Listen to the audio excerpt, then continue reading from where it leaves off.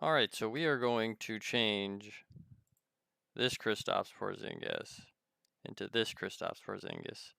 And while we're at it, we're going to learn about using the blending options over here. So this is not a bad one. This is a paint project. But the first thing we got to do is we're going to take Porzingis here and we're just going to highlight his face. I'm going to zoom in a little to do this with my Control Plus tool. And I'm just going to come in and try to select the face. If I get a little extra, I'll go back and edit that out. So we got the chin. Kind of tough here to define where his chin begins and ends. We can go back in and edit that a little later as well. Make sure we get it all. Don't want that much. So once you get what you need edited, we'll move on to the next step, which is making a layer and mask with just this face. And if it's not perfect, we can always go back in and edit. Now, I don't like to do this face painting with the hair. Seen people who've done it with the hair. I'm gonna say that's up to you.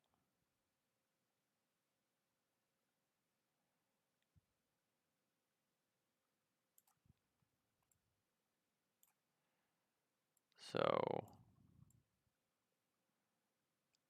let me just work on this here. I think that's pretty good. Maybe a little bit there. I'm gonna take out the eyes because I do not want to face paint the eyes.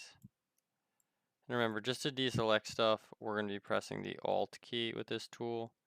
So if you hold down the Alt, it lets you remove. And I don't want the teeth. I'll leave the lips though. Paint right over them. That looks good.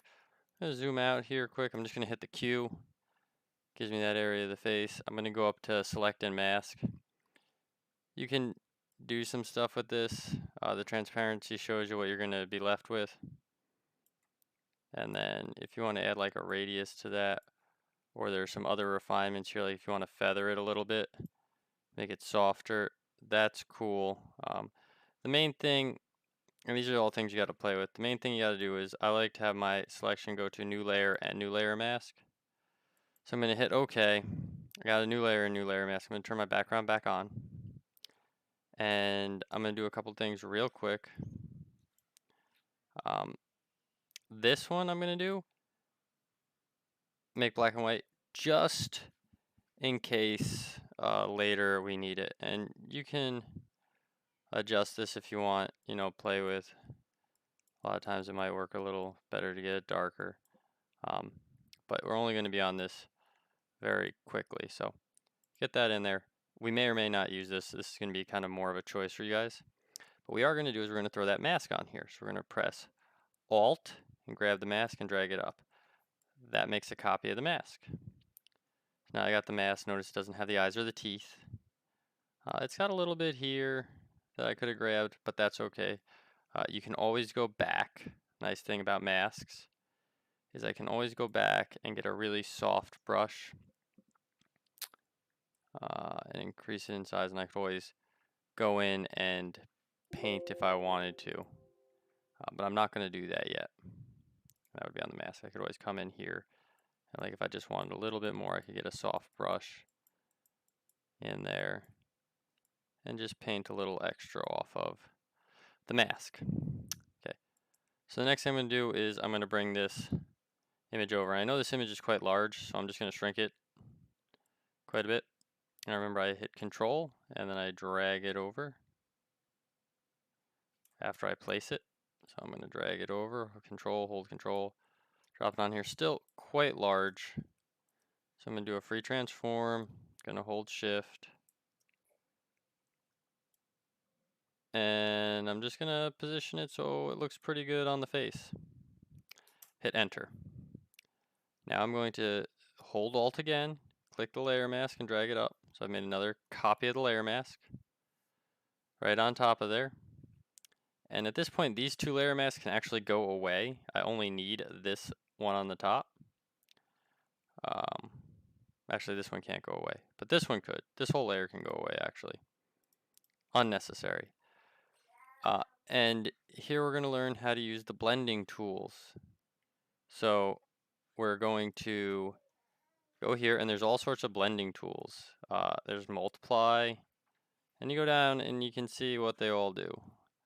Typically multiply, overlay, and soft light and hard light provide some of your best. So we can pick. I think I liked overlay was pretty good, and I usually like multiply, which is this one. So I'm gonna go look at overlay one more time. I like overlay, and since I did this one with multiply, I will stick with overlay. And this may not be exactly what I want, but it is something I can work with. So right now I've got to decide, does this look better with the black and white or without? And you see, the overlay looks better with the black and white. At least I think it does.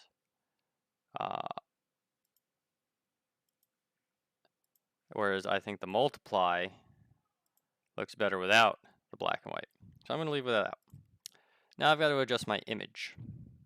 So to do that, I'm going to unlink it. Because if I go to adjust the size of this image now, without unlinking it, notice it changes my layer mask too. And I do not want this. This is bad. So if I unlink it, my layer mask will stay in the same spot, but I can move this wherever I want. So first I can move it down or up, get it lined up a little better. Do a free transform. I can make it a little bit smaller because I'm going to do something else, so I can get that on there. And then I'm just going to come, and the last thing I'm going to do is I'm going to do a filter. And the filter is in distort, and it is called pinch. And notice I'm only going to do it on this layer without the chain on. And I'm going to distort it to get a bulge of some kind. And I believe I can get a better effect with this. So this is with, that's without. So this is with, this is without. So it gets kind of a nice effect that captures the face better. Now if I want to just shrink the image down a little bit, so I get the whole Nyx on there, I can. It's doing an annoying snap point. If you ever get something like this, you can actually quickly, in view, turn snap off, get a little more freedom, and drop it. So there is my Kristaps Porzingis. Now, if it is too intense for you this way, we can lower the opacity and drop it down so it's not quite as intense. But this is how you would do the face paint tutorial for this project. So hopefully that is good for you guys.